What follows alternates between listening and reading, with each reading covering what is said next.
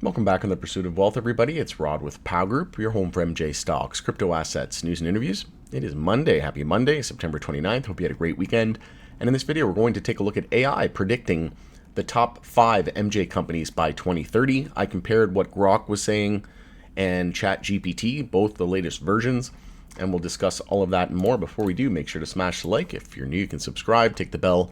You'll be notified on any future videos or when I go live. And as always, this is not financial advice. This is for entertainment purposes only.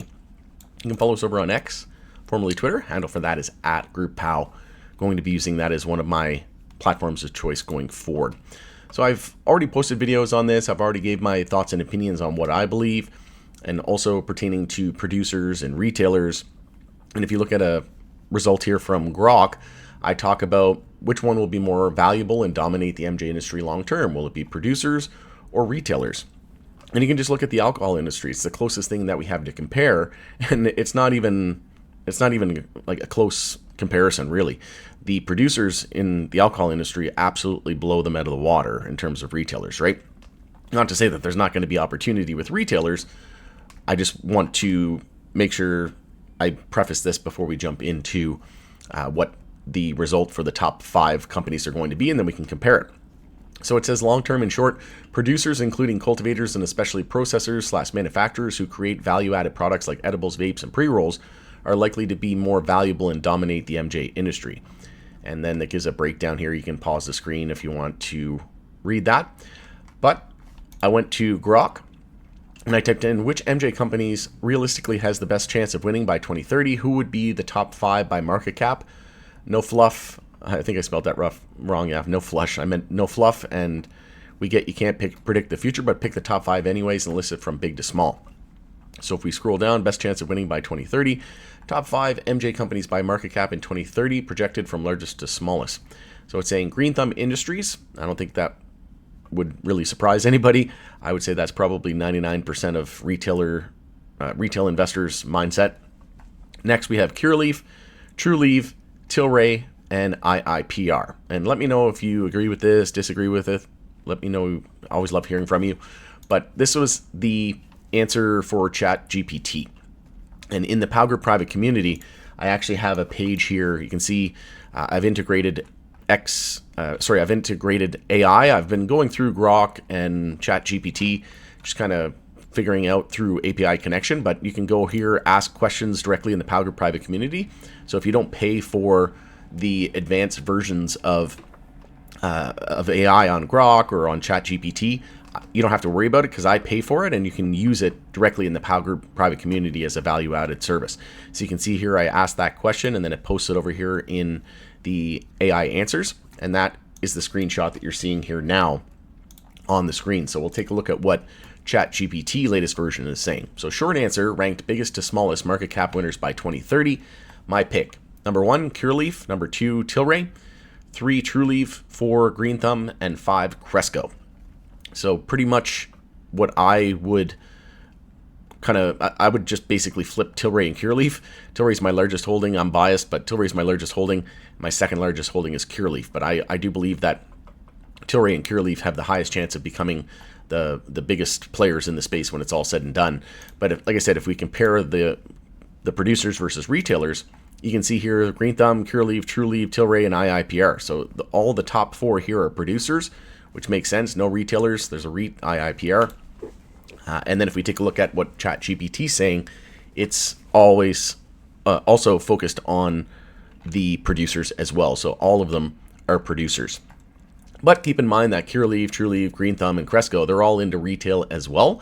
Tilray is not into retail at all. And in my interview with Erwin Simon, the CEO of Tilray, he said they don't want to be in the retail business. They don't want to compete against their competitors, and they don't want to be a competitor to their retailers, essentially, right? And they're not going to be. They have no plan to get into the retail space, which I think is the winning strategy, right? Why would you want to look at what happened to Canopy? Canopy was in it, and then they got out of it, and there was a ton of companies. I think it was Value Buds, if memory serves me correctly. I went in one day and they said, we're getting rid of all Canopy products because they were putting shops, Tokyo smoke shops, up next to Value Bud stores, and it was essentially kind of taking business away from them. So they didn't like that, and they boycotted all Canopy products. They weren't selling any of them. They took them all off the shelves. It was pretty crazy.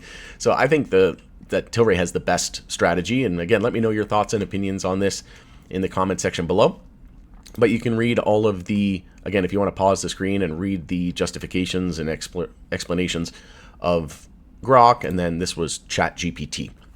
And let me know if you agree with these results and why, or why you agree or why you don't disagree. But if you see here on the screen, why is this ordering the way it is? So Curaleaf, largest U.S. footprint, scale in retail plus wholesale, diversified product set, and strong M&A capability. Best bet to convert scale into durable profits and market cap. Tilray, global supply chain reach, strong international medical presence, and consumer beverage CPG partnerships give it upside beyond U.S. MSO play.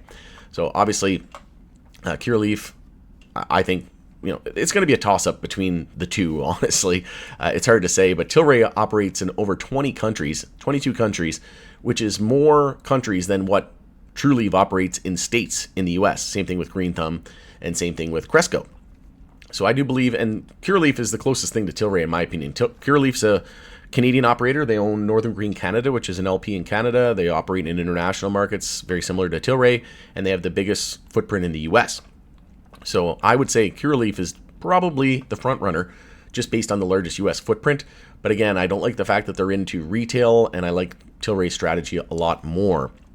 And to be honest, if you look at what Tilray's doing, Curaleaf and everybody else is just following in the footsteps of Tilray. Everybody wants to be Tilray.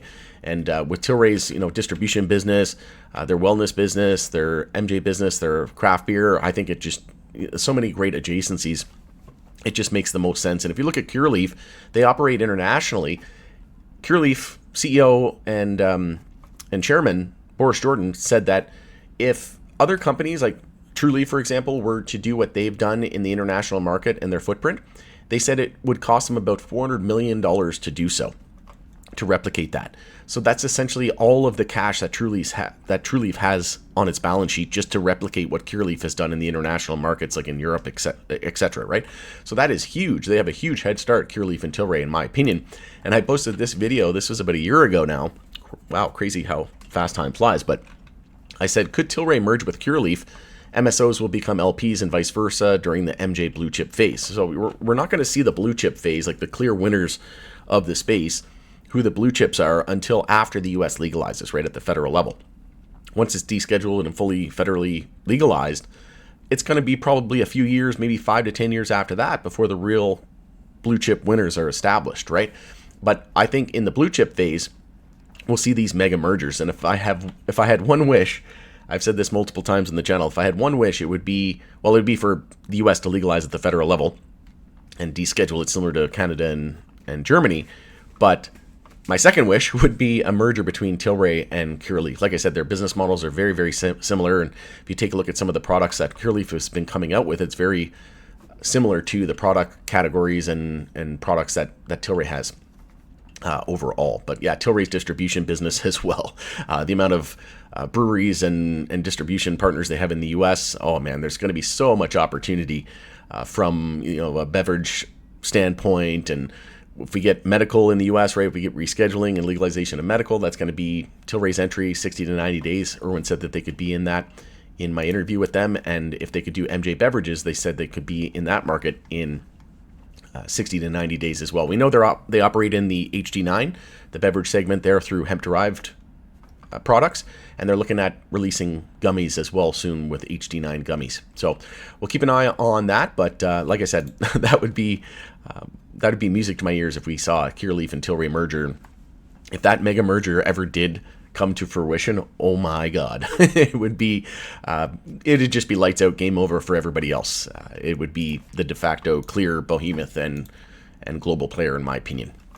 But if we take a look here on Tilray, I posted a video earlier today that we confirmed the weekly bull flag. We had an inverse head and shoulders that negated the head and shoulders on the daily time frame, so that was great to see. We had a target of 142, and then I mentioned in the POW group private community, watch for power hour to be explosive, because we had a 5-minute bull flag that confirmed into the end of the day into power hour, just the last hour of trading. And then you take your measured move here and move it out to your 0.32 fib. It said the target was 185 into the end of the day. into power hour and we hit 186. You literally can't make this stuff up. And if we zoom out here to the weekly time frame with the weekly bull flag confirming, you're looking at a measured move up to 290. And then you got MSOX and then none other than Curaleaf right behind it as well. So Tilray and Curaleaf right at the top of the list. And Curaleaf's also a bull flag. It hasn't confirmed yet, but it's probably going to confirm if, you know, if I was a betting man. And there's a bull flag on MSOS as well on the weekly time frame. But if we just take a look at the measured move, and this is Cura on the TSX, so it's in Canadian dollars.